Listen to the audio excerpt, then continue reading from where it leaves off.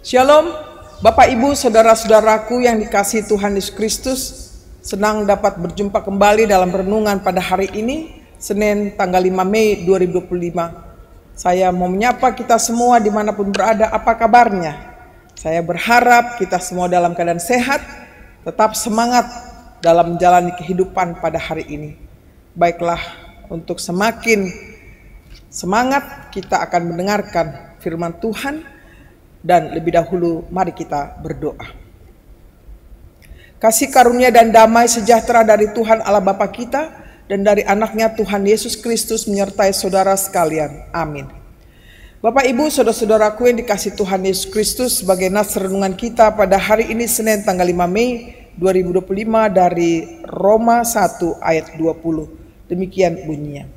Sebab apa yang tidak tampak, yaitu kekuatannya yang kekal dan keilahiannya, dapat nampak kepada pikiran dari karyanya sejak dunia diciptakan, sehingga mereka tidak dapat berdalih.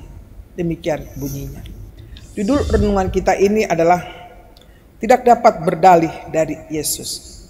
Bapak Ibu, saudara-saudaraku yang dikasihi Tuhan Yesus Kristus, sebab sejak dunia diciptakan, sifat-sifatnya yang tidak kelihatan, yaitu kekuatannya yang kekal dan keilahiannya, dapat nampak kepada pikiran dari karya-karyanya sejak dunia diciptakan, sehingga mereka tidak dapat berdalih tentunya.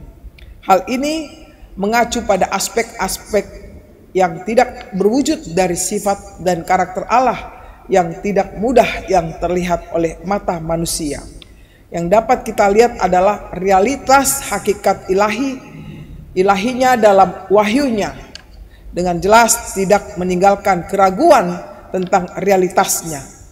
Ciptaan tidak dapat menunjukkan kasih kepada kita, tetapi ciptaan dapat dengan jelas menunjukkan kuasa dan keteraturannya, saudaraku.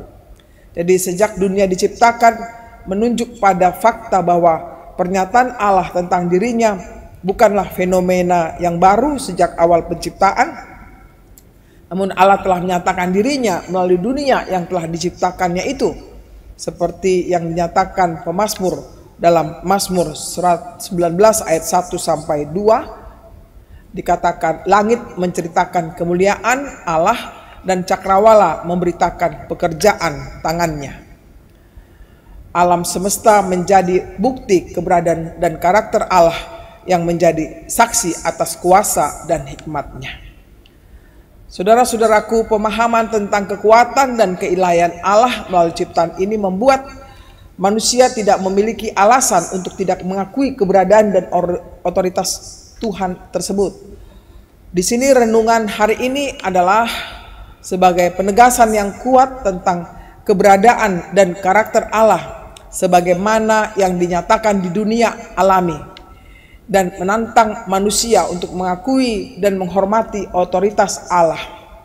Allah memberikan setiap orang pengetahuan yang cukup agar mereka mencari Dia. Mereka yang menanggapi dengan mencari Tuhan akan selalu menemukan Dia. Baiklah saudara-saudaraku, jangan jauh dari Tuhan, tetapi kita terus mencari Tuhan selama kita hidup. Pasti kita akan menemukan dan kita akan memiliki hubungan yang sangat dekat dengan Allah di dalam otoritasnya, di dalam kuasanya, di tengah-tengah perjalanan hidup kita. Mari kita fokuskan hidup kita mencari Tuhan dengan kuasanya yang begitu ajaib yang ada di hadapan kita. Amin. Mari kita berdoa. Terima kasih Tuhan untuk firman-Mu yang baru saja kami dengar. Ajar kami untuk dapat mengimaninya, bahwa sungguh luar biasa akan kekuatan-Mu, keilahian-Mu ya Tuhan, yang tak dapat kami selami. Tapi pasti itu adalah kuasa-Mu yang nyata di tengah-tengah kehidupan kami melalui ciptaan-Mu yang amat mulia itu. Bapa di surga, ajar kami untuk selalu mencari Engkau di sepanjang hidup kami, sehingga kami tetap dengar-dengaran akan firman-Mu dan kami memperoleh kekuatan daripadanya. Seluruh aktivitas sepanjang hari ini Tuhan, kami mau Tuhanlah menyertai kami, beri kami kekuatan, kesehatan, dan semangat untuk melanjutkan kehidupan kami sepanjang hari ini. Berkenanlah Engkau memberkati seluruh para jemaat-Mu dimanapun mereka berada, kiranya mereka bersuka cita melakukan aktivitas sepanjang hari ini. Kami berdoa hanya dalam nama Yesus Kristus, Tuhan dan Juru Selamat kami yang hidup. Amin. Terimalah berkat Tuhan, kasih karunia dari Tuhan kita Yesus Kristus dan kasih Allah Bapa serta persekutuan Roh Kudus menyertai saudara semuanya. Amin. Demikianlah renungan yang bisa saya sampaikan kepada kita, kiranya dapat bermanfaat dalam kehidupan kita hari ini.